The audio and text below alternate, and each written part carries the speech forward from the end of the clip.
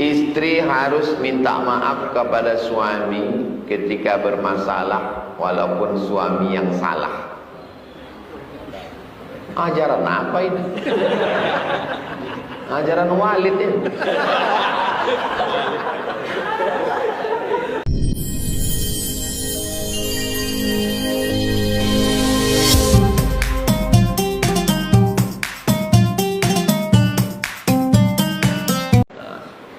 Jangan kita petantang-petenteng. Itulah gunanya silaturahim. Kenal baik sama tetangga. Payah kita kalau udah sempat bermasalah sama tetangga. Saya membuat kajian ini, musola, masjid, musola, supaya saya tak bermasalah dengan tetangga. Saya tak mau bermasalah dengan tetangga. Payah kali jumpai Ustaz Somad itu, rumahnya berkunci. Ajak suruh aku di sini. Datang aku ke sini. Tak ada istilah payah jumpai Ustaz Somad. Itu maka saya buat. Kalau ada orang bermasalah, datang jumpai setiap Rabu subuh. Tak bisa kami jumpa Ustaz ramai kali ini. Lu makai. Asal habis makai. Siapa pun bisa datang. Jangan bermasalah dengan tetangga. Sempit hidup kita. Duduk basamo lapang, duduk surang samping. Sendiri kita. Tangga sebelah kelahi, tangga apa kelahi, tangga muka kelahi, tangga belakang. Terus mau menikahkan anak, di mana mau mancang tiang? Untung dia tak kenal dukun santet. Kalau kenal, 4 dukun menyerang. Mati tegak. Dalam dunia kerja pasti nanti bertemu dengan orang iri sama kita. Jangankan dunia kerja, dunia ustadz pun ada yang iri. Dunia dakwah, orang iri. Dan tidak suka sama kita. Siapa yang menyangka bahwa man yazunnu annahu salima min alsinatin nas fahuwa majnun. Siapa yang menyangka bahwa dirinya selamat dari lidah orang, maka dia gila. Siapa yang menyangka bahwa dirinya selamat dari lidah orang, gila. Adakah orang yang lebih baik daripada Nabi Muhammad? Tak ada. Apa kata orang tentang Nabi Muhammad? Majnun, masyhur, asatirul awalin, kazab, penipu, pembohong, pendusta, tukang dongeng, masyhur, rajulun masyhur, orang kena sihir. Allah pun juga diserang lidah manusia. Wa qalatil yahudu yadullah maghlulah wa qalatin nasara al-masih ibnullah wa qalatil yahudu uzairun ibnullah. Padahal kita baik-baik saja. Ya, kita memang baik-baik aja.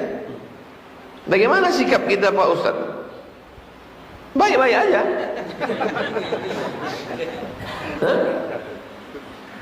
Kalau kita sikapilah semua cakap orang, ini stres kita, depresi kita. Aku udah baik sebaik ini, kok dia masih gitu. Jangan kita pikirkan cakap orang. Yang kita pikirkan, hidupku ini sudah sesuai tidak menurut Allah dan Rasulullah SAW. Baik menurut Allah, baik menurut Rasulullah, baik menurut ulama. Bismillah, tawakkaltu ala Allah, la haula wala quwata illa billah. Hidup ini sederhana. Yang susah itu memikirkan cakap orang. Kepala kita ini kecil. Semua cakap orang mau kita masukkan, pecah pembuluh darah. Pam. Mati Pak Ustaz, kok mati selesai, setengah mati. Jangan pikirkan cakap orang. Kalau saya pikirkan cakap orang, udah lama saya mati. Kisah seorang ulama yang menampung air WC tetangganya 20 tahun. Siapa namanya? Al-Imam Al-Hasan Al-Basri. Statusnya tabi'in. Kampungnya Basrah, Irak.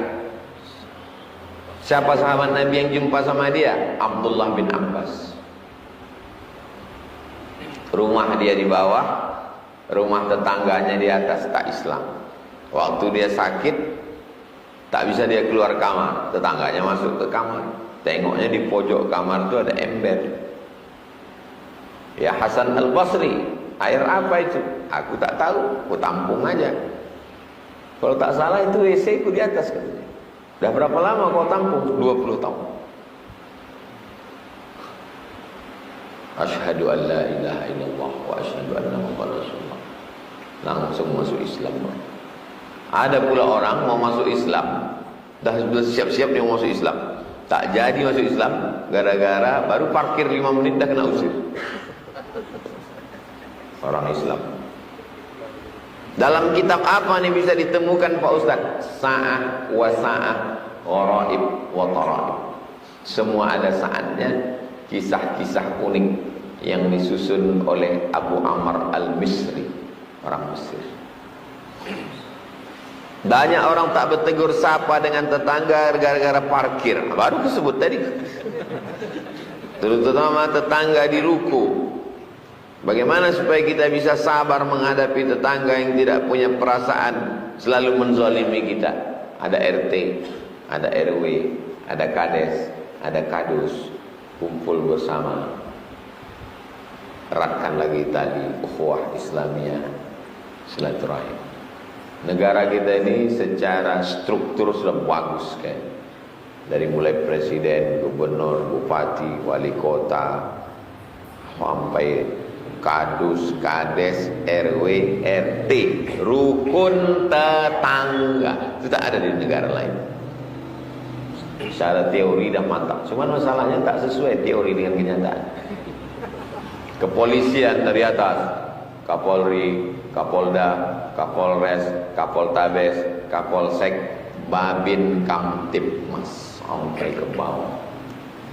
Tentara, Panglima, Kodam, Korem,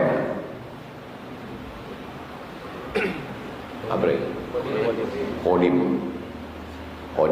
habis Kodim, Koramil, habis itu Babinsa. Artinya sampai ke level desa secara teori. Jadi kalau mau kumpul di desa, dari tentaranya yang paling bawah Babinsa, Babin Kamtibmas, RT RW duduk sama.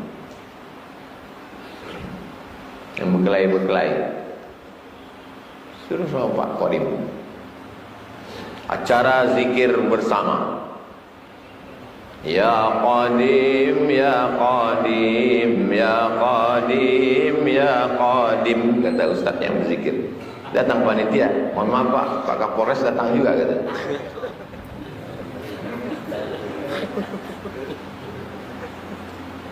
Apakah benar safar setelah sholat subuh tidak boleh mengambil rukhsah? Kapan kita mau berangkat? Terserah, mau subuh, mau malam. Dalam safar, nama perjalanan itu safar, nama orangnya musafir. Kita ini kadang kok disebut safar tak tahu dia, musafir aja ya. Musafir itu orangnya, perjalanan itu namanya safar. Yang dilihat dalam safar itu bukan kapan berangkatnya, bukan sama siapa, bukan naik apa, tapi yang ditengok adalah berapa kilo. Katanya Pak Ustaz saya nggak boleh kosor. Kenapa tak boleh kosor? Karena saya sama rombongan bupati. Bukan ditengok mau sama siapa, mau sama Jibril pun kau tidak ditengok sama siapa. Katanya saya nggak bisa kosor Pak Ustaz. Kenapa tak bisa kosor? Karena saya naik mobil. Bukan dengan siapa, bukan naik apa, bukan berangkat jam berapa. Yang ditengok adalah berapa kilo. Fikih Islam Sulaiman Rasyid 82. Al-Fiqhul Islami wa Adillatu Syekh Wahbah Zuhaili 89. Kalau ada yang bilang 82, itu referensinya. Kalau ada yang bilang 89, itu referensi. Apakah benar setelah sholat subuh tidak boleh mengambil rukhsah dalam safar? Besok subuh, Assalamualaikum warahmatullahi, Assalamualaikum warahmatullahi. Tidak dilihat berangkat jam berapa, tidak dilihat berangkat sama siapa, tidak dilihat berangkat naik apa. Asalkan cukup 82 km atau 89, berlakulah rukhsah sholat jamak atau qasar atau jamak qasar. Jamak saja, berangkat dia habis subuh, zuhur sama asar di jamaknya 4-4, jamak saja. Qasar saja, zuhur dia 2 rakaat, asar dia 2 rakaat. Jamak qasar, zuhur dengan asar, ditariknya asar ke zuhur atau zuhur ke asar, dua-dua, namanya jamak qasar. Menurut mazhab Syafi'i pilihan, mau qasar silakan, mau jamak. Menurut mazhab Hanafi wajib mengqasar, tak boleh 4, wajib. Karena itu keringanan dari Allah, wajib diterima. Saya lebih condong ke Hanafi ini Pak Ustaz. Kayak saya selama pergi ini 2 rakaat terus Pak Ustaz. Tapi kau malam mesti sholat witir wajib. Menurut saya mazhab Syafi'i ini lebih ringan. Kemarin nikah tak ada walinya. Karena menurut Hanafi perempuan bisa menikahkan dirinya, bos. Terus hari raya kurban kau udah daftar, kan wajib kurban menurut Hanafi. Menurut Syafi'i sunat muakkad. Itu namanya cerdas. Istri harus minta maaf kepada suami ketika bermasalah walaupun suami yang salah. Ajaran apa ini? Ajaran Walid ini.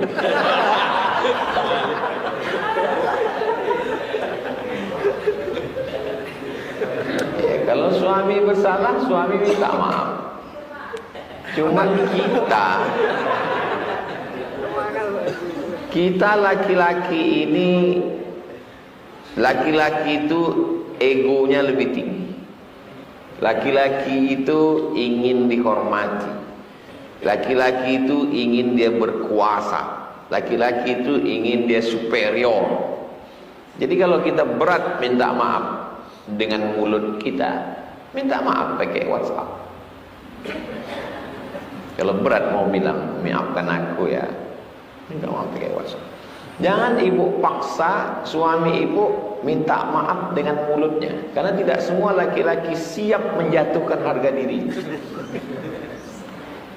Laki-laki yang selalu dipaksa, ditekan sehingga dia kehilangan kelelakiannya, akhirnya nanti dia tidak berselera menengok perempuan, terus jadi bencongnya LGBT. Laki-laki yang punya istri anak orang kaya, PNS, gajinya lebih besar, lebih cantik, akhirnya dia tidak merasa punya kekuatan, super power.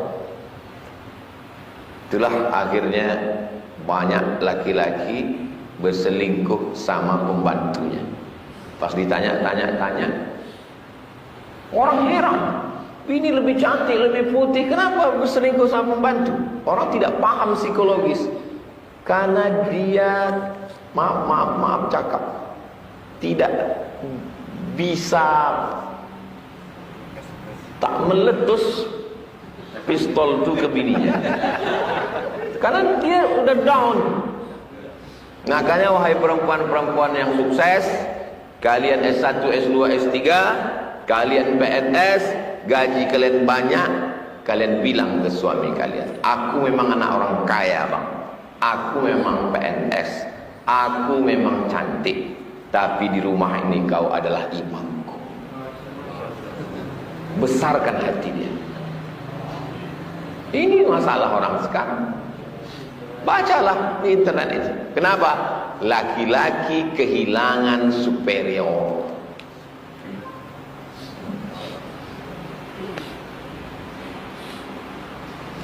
Jangan sampai laki-laki kehilangan superior. Mohon kirimkan Al-Fatihah untuk orang tua kami yang wafat 3 hari menjelang Idul Fitri. Bapak Haji Aziz bin Masih, wa ila arwahi abaina wa ummahatina, ayah ibu kami, wa ajdadina wa jaddatina, nenek mama, wa masyayikhina, alim ulama, cerdik pandai kita semua yang sudah mendahului. Untuk mereka semua Al-Fatihah. Bismillahirrahmanirrahim. Alhamdulillahirabbil alamin. Arrahmanirrahim. Maliki yaumiddin. Iyyaka na'budu wa iyyaka nasta'in. Shiratal mustaqim. Shiratal ladzina an'amta 'alaihim ghairil maghdubi 'alaihim waladdallin. Amin. Dalam Riyadhus Shalihin nih sudah lewat. Wa in khatimul Qur'ana kullahu, kata Imam Syafi'i, diriwayatkan oleh Imam Nawawi, kalau dikhatamkan sekhatam Quran, kana hasanan, the best, yang paling bagus adalah dikhatamkan sekhatam Quran. Ibu, bapak, ibu sekhatam, bapak sekhatam. Tak sanggup, beli Quran yang 30 juz bisa dicopot-copot. Bapak sejuz, ibu sejuz, anak sejuz, menantu sejuz, cucu sejuz, keponakan. Nanti buat acara khatam Quran. Hadiahkan pahalanya ke almarhum. Tak juga sanggup, nah itulah Zabur, Taurat, Injil bergabung dalam Quran. 114 surat tergabung isinya dalam Al-Fatihah. Adalah maka dikirimkan Al-Fatihah. Al-Fatihah itu adalah jurus terakhir. Siapapun yang orang tuanya meninggal, teringat, kenapa dulu tak kubelikan baju baru, kenapa dulu tak kubelikan kue, kenapa dulu tak kubawa ke rumah sakit, kenapa, hilangkan kenapa itu. Kalaulah dulu, hilangkan kalau itu dengan bacakan Al-Fatihah. Asal ingat Al-Fatihah, asal ingat Al-Fatihah. 100 kali ingat, 100 kali Al-Fatihah. Asal ingat, pukul dia langsung dengan Al-Fatihah. Hilang. Kita tidak bisa menghentikan pikiran. Kita hanya bisa mengalihkan. Ada orang berusaha untuk menghentikan pikiran? Ada. Bagaimana caranya? Pil anjing gila. Apalagi? Sabu-sabu. Apalagi? Lem kambing. Rencana mau mabuk pertama, rupanya udah dicampur solar. Mau mabuk pun susah sekarang.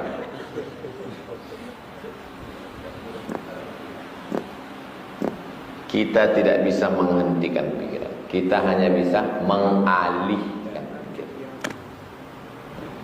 Jadi kalau ada orang bercerita tentang maknya, tentang ayahnya, tentang atuknya, tentang neneknya, jadi langsung Al-Fatihah, mengalihkan pikiran.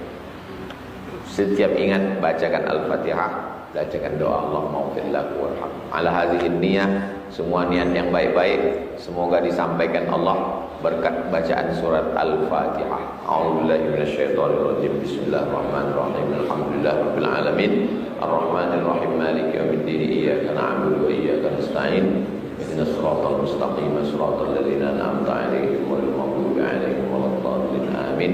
Allahumma salli ala sayyidina Muhammad wa ala ali sayyidina Muhammad. Assalamu alayka ya Rasulullah. Allahumma inna nas'aluka salamatan fid din. Selamatkan kami, anak cucu kami dalam akidah Ahlus Sunnah wal Jamaah. Wa afiatan fil jasad, sehatkan badan kami. Wa ziyadatan fil ilmi, tambahkan ilmu kami. Wa barakatan fil rizqi, tambahkan berkah rezeki kami. Wa taubatan qablal maut, beri kami taubat sebelum mati. Wa rahmatan indal maut, beri kami rahmat ketika mati. Wa maghfiratan ba'dal maut, berikan kami ampunan sesudah mati. Allahumma hawwin alaina fi sakaratil maut, ringankan kami waktu sakaratil maut. Wan najata minan nar, selamatkan kami dari neraka. Wal afwa indal hisab, maafkan kami ketika semua amal kami dihisab. Rabbana atina fid dunya hasanah wa fil akhirati hasanah wa qina adzabannar. Wassallallahu ala sayyidina Muhammad wa ala alihi wasallam walhamdulillahi rabbil alamin. Taqabbalallahu minkum minna wa taqabbal. Salat sunat isyraq 2 rakaat. Habis itu nanti sarapan ke rumah dibawa oleh Ustaz Babur. Ikut Ustaz Babur. Jangan salah singgah, singgah rumah orang lain.